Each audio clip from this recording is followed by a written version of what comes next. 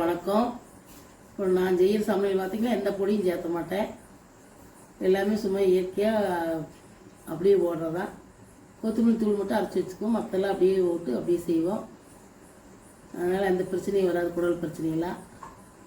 அதனால் இன்னும் வீடியோ வேணுன்னா நீங்கள் ஒரு சப்ஸ்கிரைப் பண்ணி விடுங்க. இன்னைக்கு தோசைக்கு பார்த்தீங்கன்னா பீக்கிங்காய் கடைசல் செய்ய போகிறேன். 2 பீக்கிங்காய் எடுத்துங்க, 2 தக்காளி எடுத்துங்க, 10 சின்ன வெங்காயம், 3 மிளகாய், 10 பல் பூண்டு, கொஞ்சம் கொத்தமல்லி, கொஞ்சம் சீரகம். எப்படி செய்யணும் அதெல்லாம் கழுவி கட் பண்ணிவிட்டு அப்புறம் சொல்கிறேன். பார்த்தீங்கன்னா எல்லாம் வெட்டியாச்சு. நீ எப்படி செய்யணும்னு காமிக்கிறேன். அடுப்பு பற்ற வச்சுக்கலாம், குக்கரை வச்சுக்கலாம், எண்ணெய் ஊற்றிக்கலாம். இது பார்த்தீங்கன்னா தோசை இட்லிக்கெல்லாம் நல்லாயிருக்கு.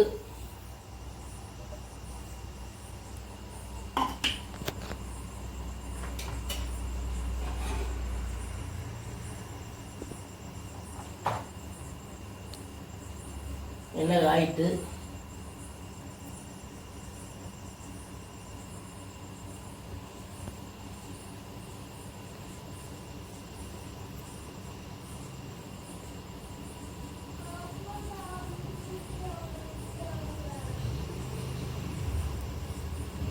ஊற்றிக்கலாம்.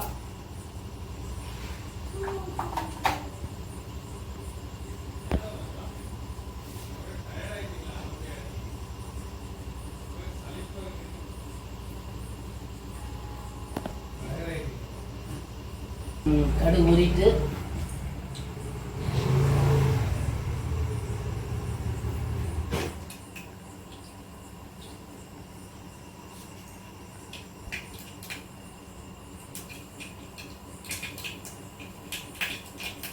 வெங்காயம் போட்டுக்கலாம்.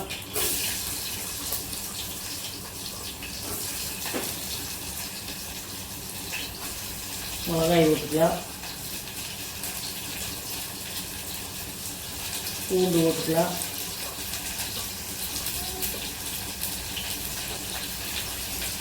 பார்த்தீங்கன்னா கருவேப்பிலை போட்டுக்கலாம்.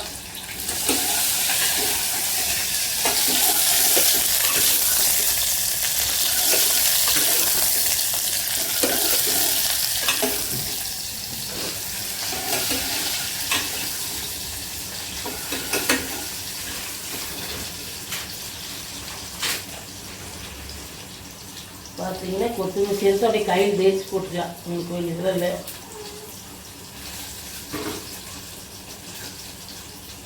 வெறுமே தேய்ச்சி போட்டிங்கன்னா வணக்கு.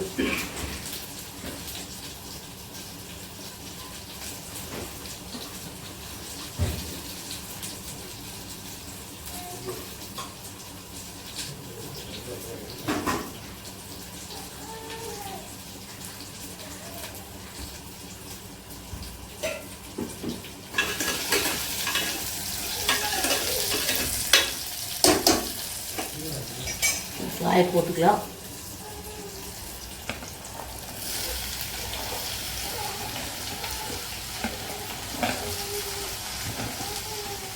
தக்காளி போட்டுக்கலாம்,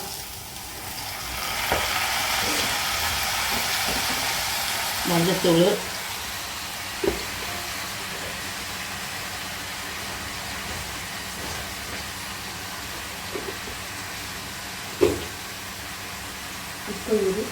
போட்டுக்கலாம்,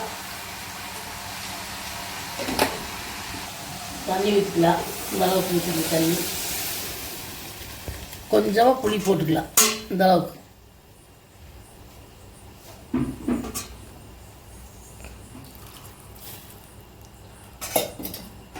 இது பார்த்தீங்கன்னா இது ஒரு 5-6 விசில் விட்டு எடுத்து கடைஞ்சா சூப்பரான பீக்கிங்காய் கடைசல் ரெடி. தோசை இட்லி எல்லாம் சாப்பிட்லாம். பிடிச்சிருந்தா ஒரு சப்ஸ்கிரைப் பண்ணி விடுங்க.